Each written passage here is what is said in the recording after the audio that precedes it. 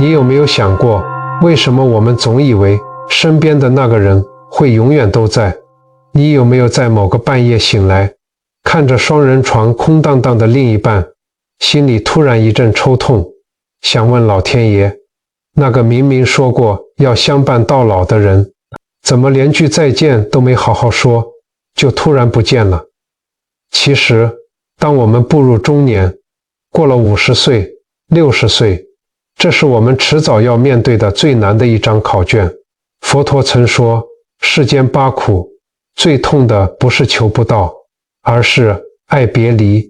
你们结僧几十年，业力深深交织，他这一走，就像硬生生从你身上撕下了一半的血肉，你吃不下，睡不着，甚至觉得连呼吸都有罪。世俗说这是痴情，但在佛法里，这是被巨大的无常困住，让你和亡者都深陷痛苦的执念地狱。今天我要和大家分享一位68岁老钟表匠的生死劫难，也是一场跨越阴阳的修行。只要你耐心看完，我将带你认识佛门里缝补心碎的经济之法。你不仅能解开心里的那个死结，还会知道如何把这份痛彻心扉的思念转化为实实在在的福报，照亮挚爱在那边走的路。古人说，人生是一场大梦。对林阿伯来说，这场梦在3个月前彻底碎了。那是一个下着微雨的清晨，跟他相伴42年的妻子素琴，在睡梦中平静地走了。素琴临走前几天，虽然虚弱，还紧紧握着林阿伯的手，声音微弱得像游丝一样说，老伴啊，我的缘分到了，要先走一步了。你要好好照顾自己，别太想我，你要好好活着啊。这听起来是多么充满善意的交代，可是现在的林阿伯却被这几句话折磨得生不如死。林阿伯修了一辈子的钟表，不管多么精密、多么老旧的零件，只要到了他的手里，他那拿着镊子的手永远稳如泰山。可是这3个月来，他连端一杯温水手都在抖。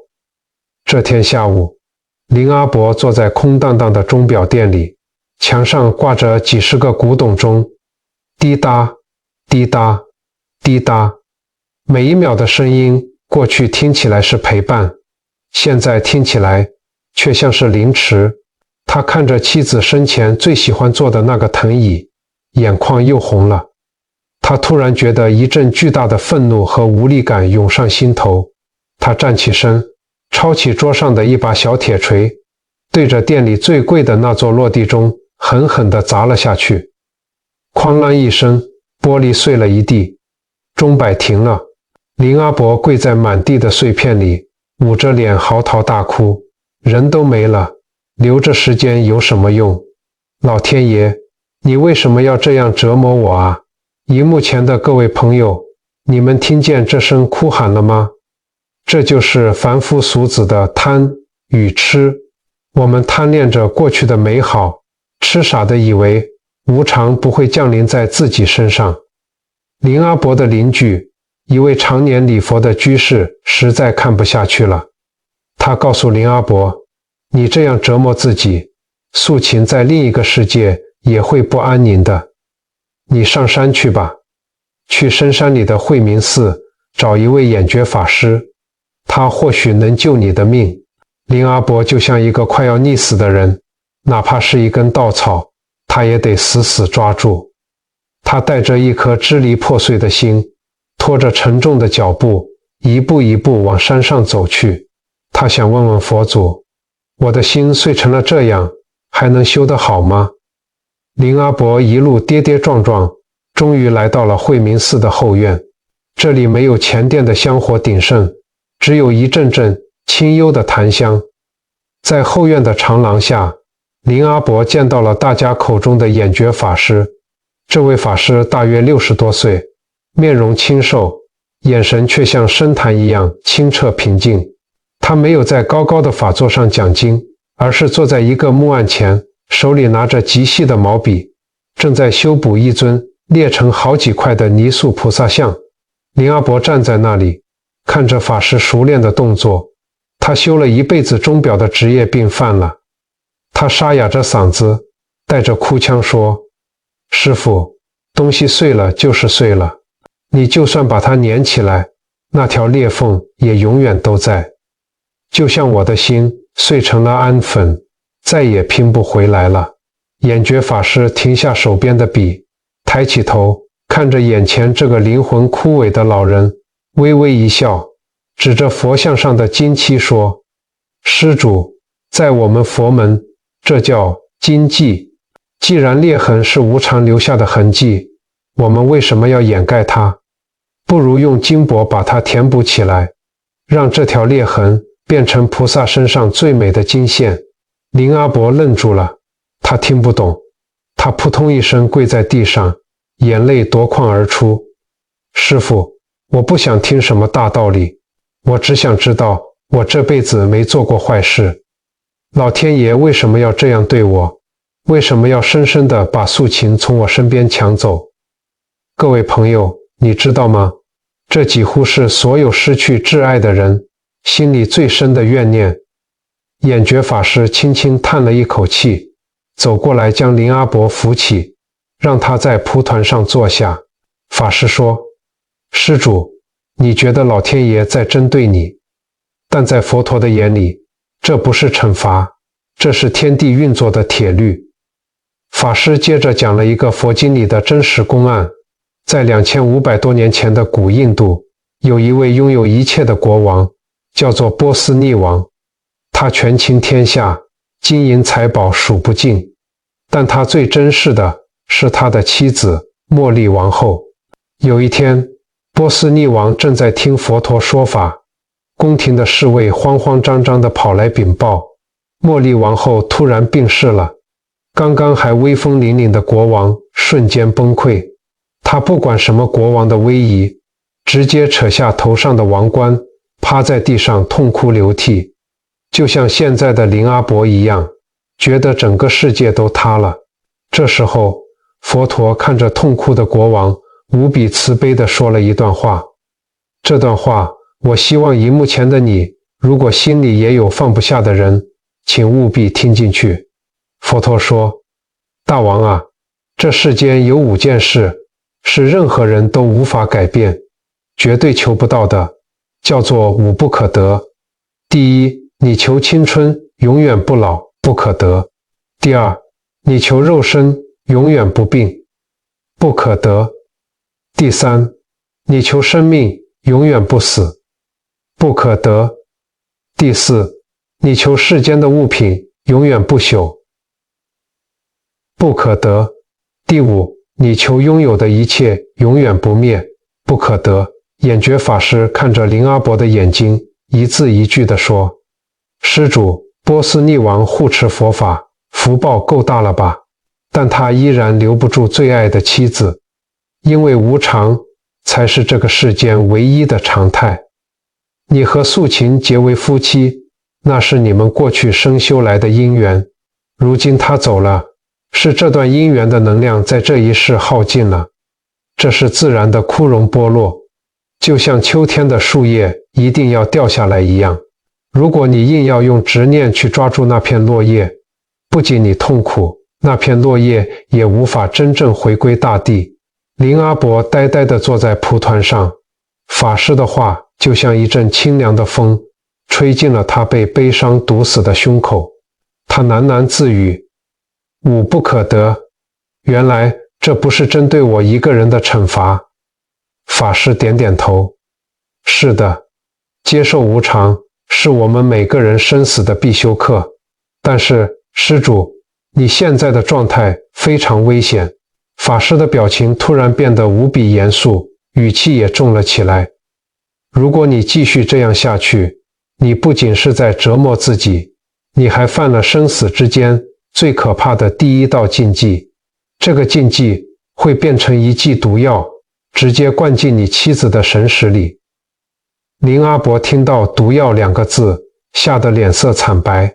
他结结巴巴地问：“师傅，我爱素琴都来不及了，我怎么会给他灌毒药呢？眼觉法师放下手中的笔，目光如炬地看着林阿伯。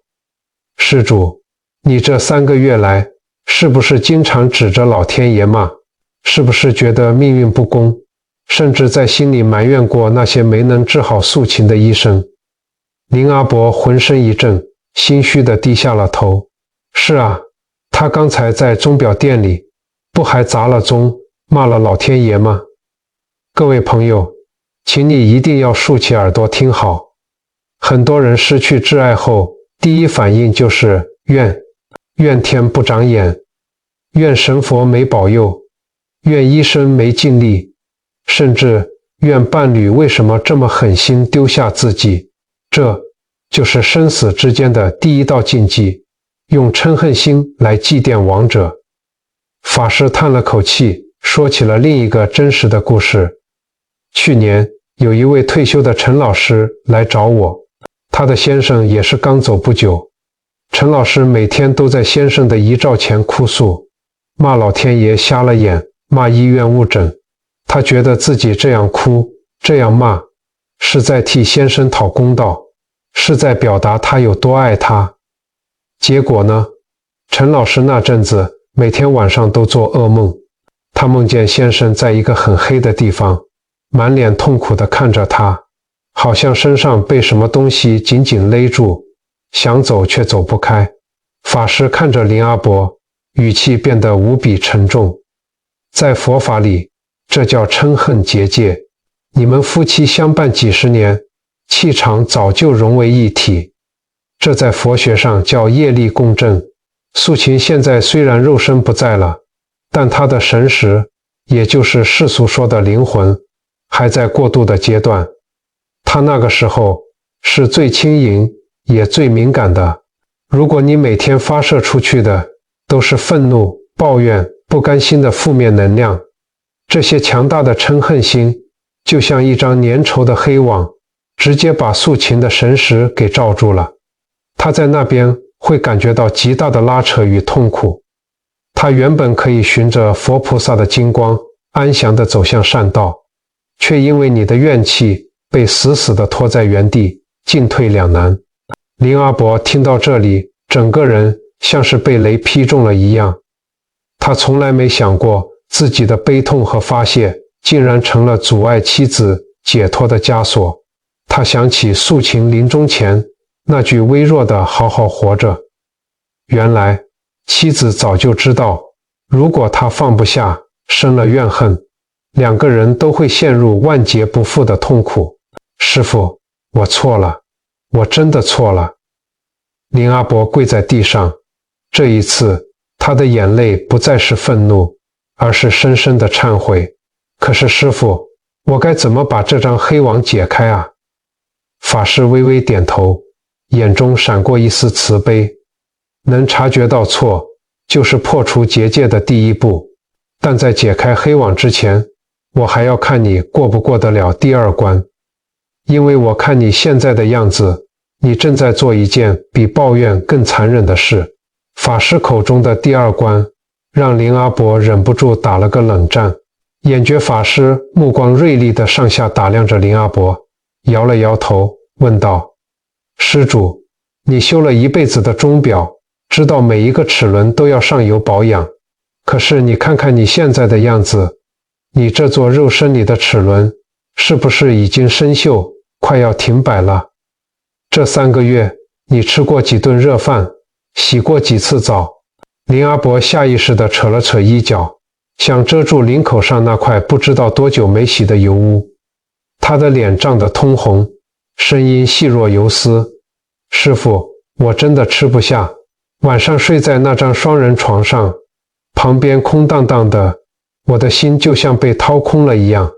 我现在每天就啃2口冷馒头，晚上窝在客厅的沙发上对付着睡。说着说着，林阿伯的眼眶又红了，他哽咽着说出了一句无数丧偶长辈心里都藏着的话：师父，我觉得我这样受点苦，心里反而好受些。我要是每天吃得香，睡得好，还穿着干干净净的衣服出门，我觉得我有罪，我觉得我对不起素琴啊。荧幕前的各位，你们听见了吗？这就是最让人心碎也最可怕的心理陷阱。很多人失去另一半后，潜意识里会有一种幸存者偏差的罪恶感，他们觉得你都不在了，我怎么有资格过得好？于是他们不吃不喝不理发不见人，用自虐来惩罚自己，把这种自我毁灭当作对亡妻亡夫的忠诚。听到林阿伯这么说，原本语气温和的眼觉法师突然加重了音量，一声低喝：糊涂，你这叫愚痴，你以为你是在尽情尽意，在佛法看来，你这是在毁坏道气，是造下了深重的业障。这一声大喝在空旷的后院里回荡，把林阿伯吓得猛然抬起头。法师指着林阿伯，语气虽然严厉，眼神却充满了恨铁不成钢的慈悲。佛经上说，人生难得如盲龟浮木，我们这个肉身不是让你用来糟蹋的，它是你在这娑婆世界里修福报积功德的道气，也就是载体。你现在把自己折磨得人不人鬼不鬼的，你以为素琴在天之灵看到了，会觉得你很爱她吗？法师向前走了一步，逼问道：你告诉我，素琴生前是不是最舍不得你饿肚子？天冷了，是不是她第一个拿外套给你披上？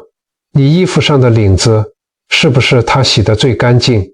林阿伯的眼泪瞬间像决堤的江水一样涌了出来，他拼命地点头。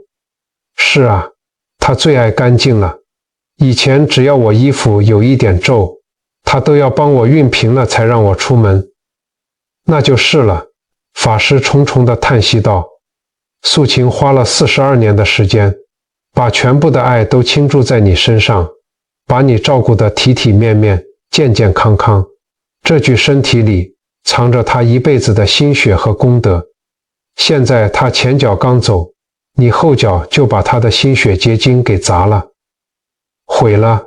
你这是在砸他的招牌，你这是在否定他一生的付出，你这不叫爱，这是对他最残酷的背叛。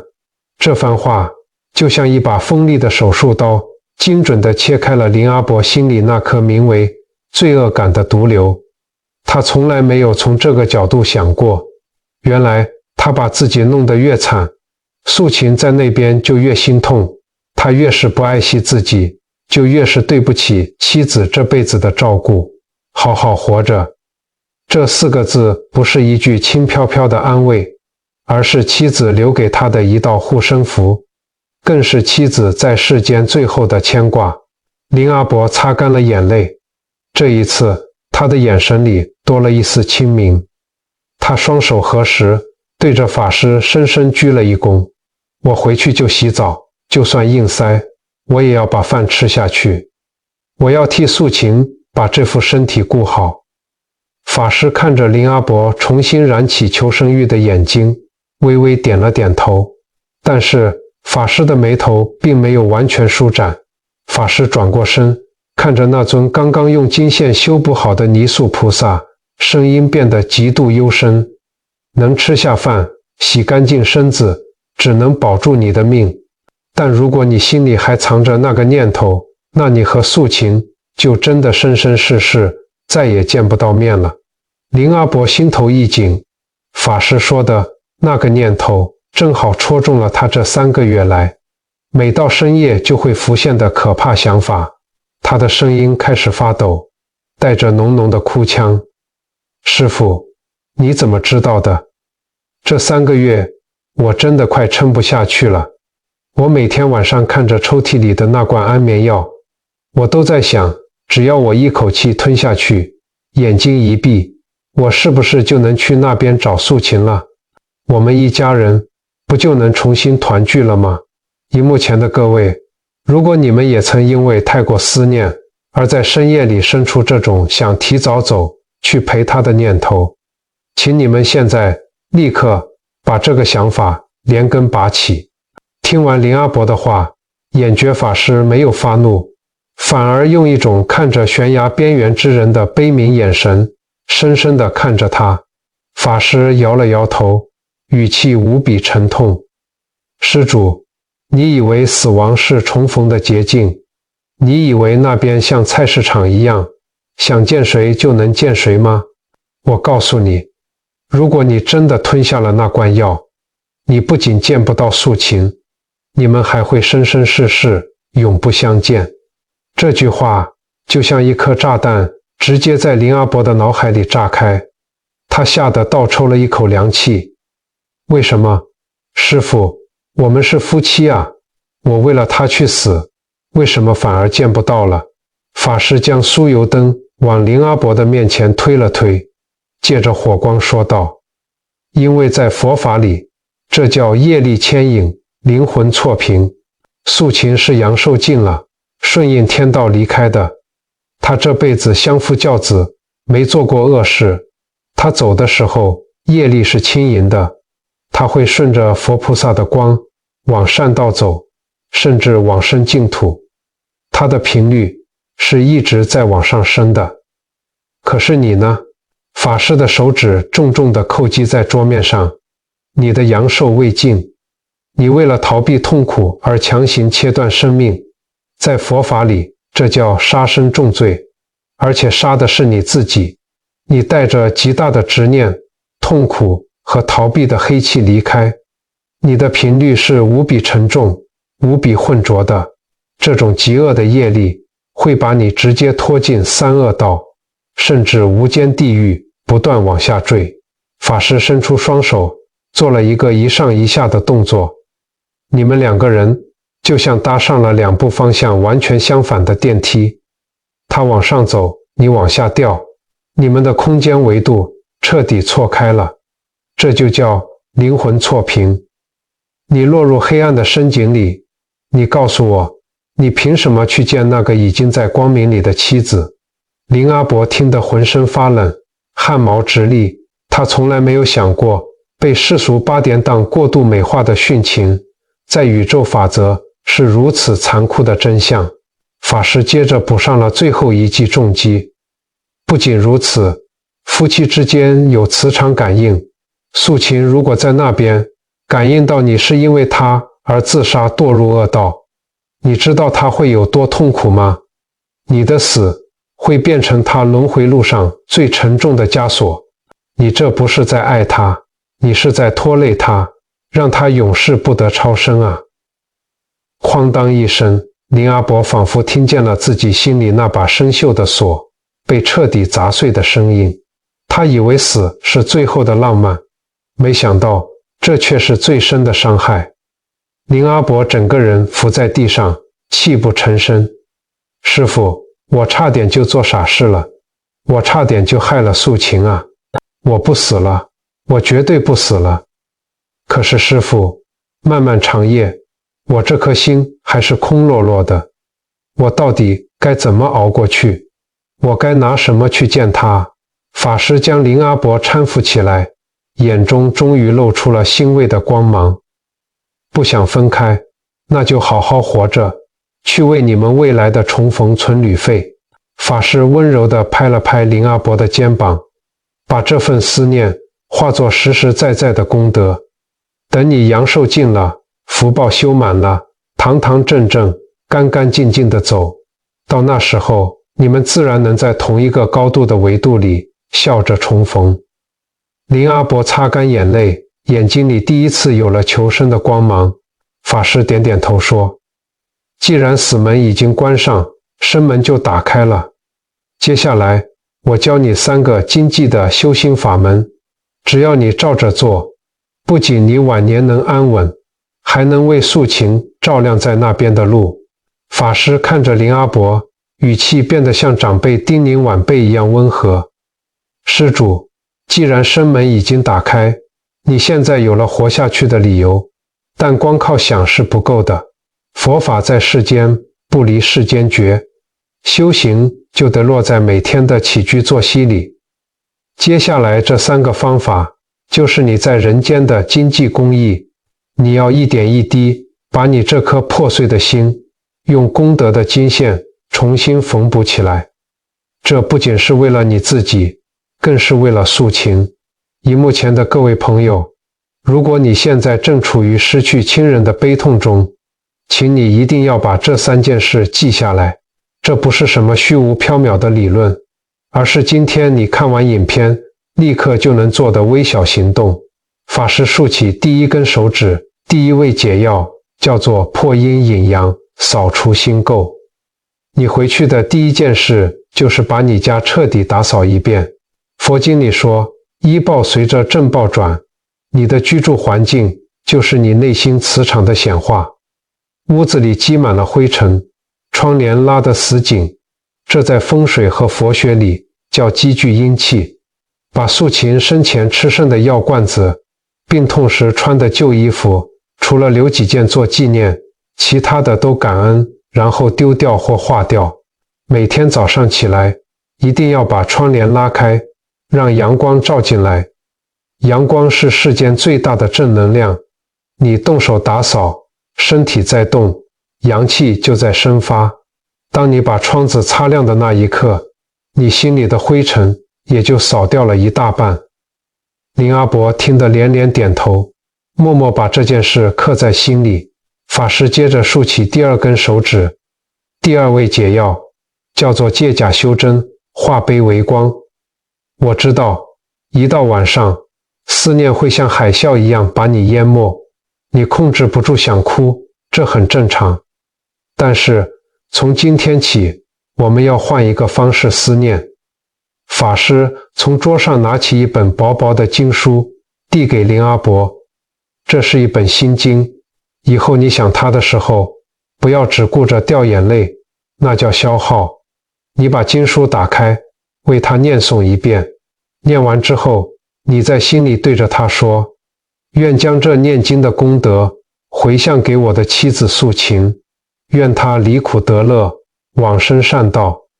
这叫什么？这叫升华。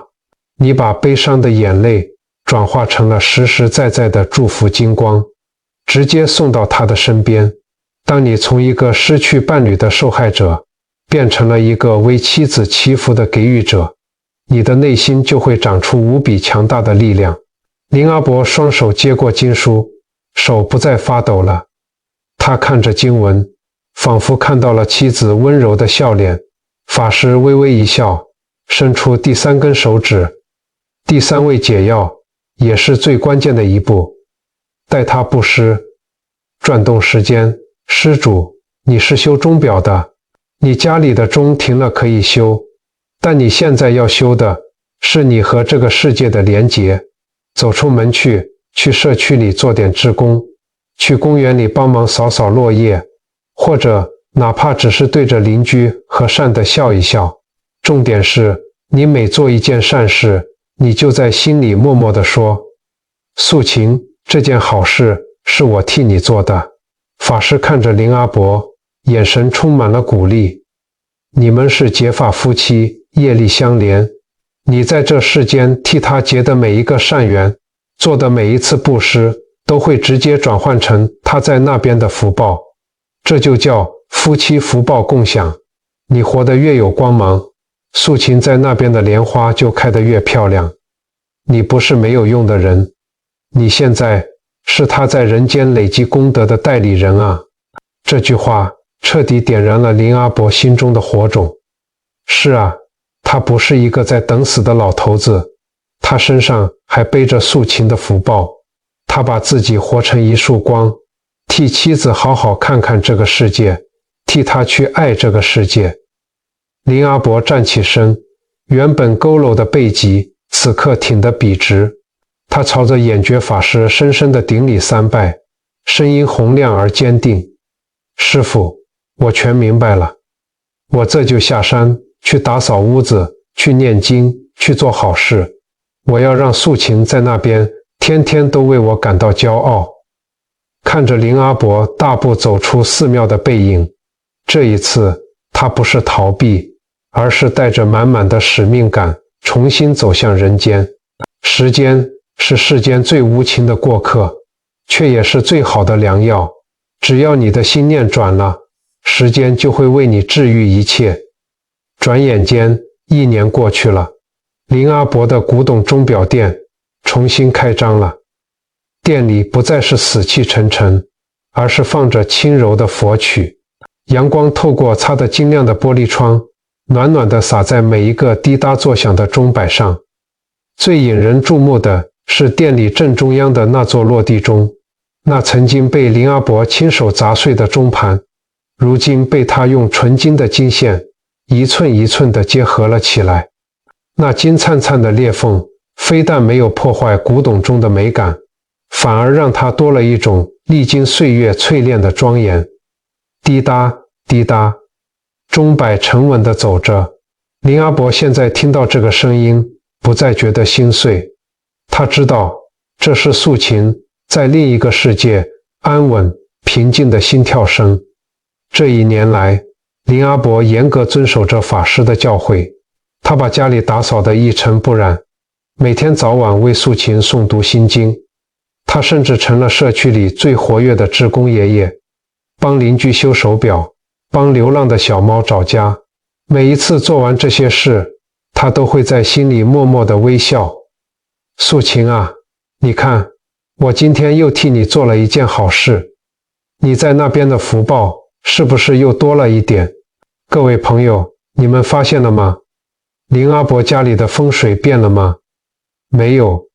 惠明寺的菩萨变了吗？也没有。那是什么让他从一个枯萎的将死之人重新活出了光芒？是因为他的心变了。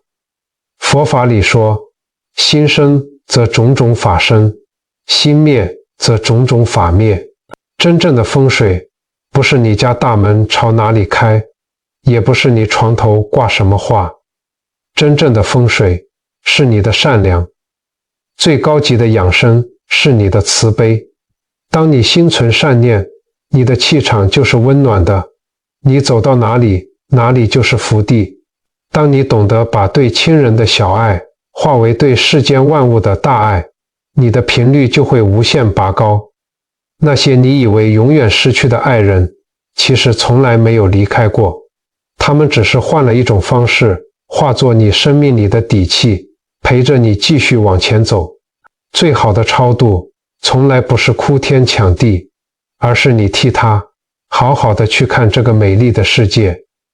今天这堂课讲得很深，也有些沉重，但如果你听到这里，觉得心里的那个死结松开了，觉得眼眶热热的，心里暖暖的，那说明我们的频率接上了，你心里的那扇生门也已经彻底打开了。相逢即是因缘，在我们这支影片即将结束的此刻，我想邀请荧幕前的你一起来做一件功德无量的事。请你在下方的留言区留下你对已故亲人的思念与祝福，或者只是简简单单的一句善言。你可以写，愿以此功德回向给我的爱人，愿你离苦得乐。你也可以写，我会好好活着，连你的份一起活得精彩。甚至只是一句简单的南无阿弥陀佛。千万不要小看这短短的一句话，在佛法里这叫集气。当千千万万个看到这支影片的人都在留言区发出纯善的正能量，这里就会变成一个巨大温暖的祈福道场。你的一句善言不仅照亮了别人的路，这份温暖的反射最终也会回向给你自己，成为你生命里最大的福报。人生苦短，但爱能超越生死，请一定要好好照顾自己。你若安好，便是对他们最好的超度。如果你觉得今天的内容对你有所启发，给了你一点点走下去的力量，请帮忙按赞、订阅，也把这支影片分享到你的社交群组，传递给身边可能正在受苦的朋友。让我们在未来的日子里继续一起修心养性，在生活中找到平静与解药。我们下次见。